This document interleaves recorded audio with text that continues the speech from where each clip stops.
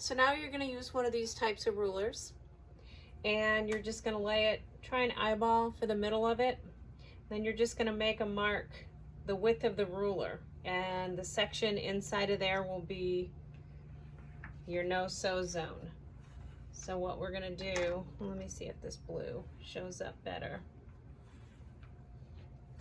So now I've marked this. We don't want to sew. We're going to sew all the way around, because remember, after we sew the front and the back together, we have to flip it right side out and put stuffing into it. If we sew the whole thing closed, there's no way to flip it right side out. So then we want to put a big X here, so that when we're sewing, we know that we're not going to sew in between this point and that point. The next thing we need to do is mark our 1/2 inch seam allowance. So when we sewed the strips to the t-shirt, we used a 1/4 inch seam allowance.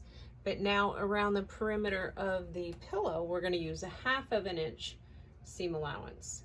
So the best way to do that is to find the 1/2 inch mark on your ruler, which for this one, it's right there.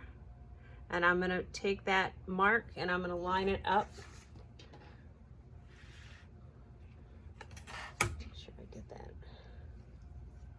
Line it up with the edge of the fabric.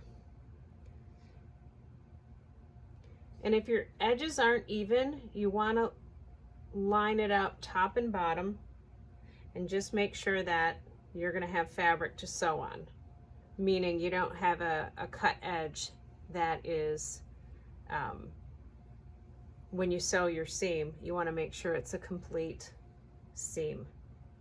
I think I'm going to use the white. That'll probably show up better.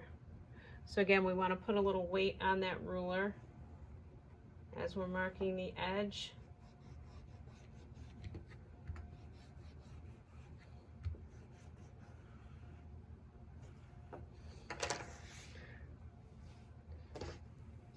I like to turn the piece because I think it makes it easier to mark it, and it's more accurate.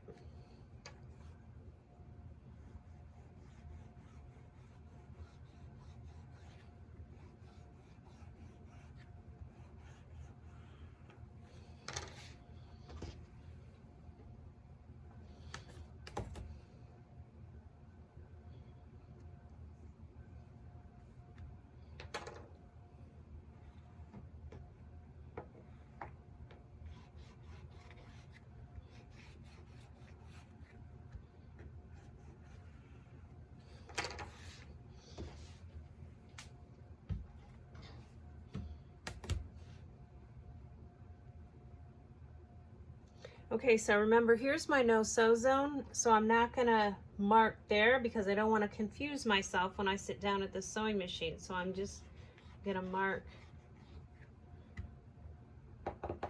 outside of that no-sew zone. So you can see I've got stitch lines there and there, but not there. So now I'm ready to go to the sewing machine.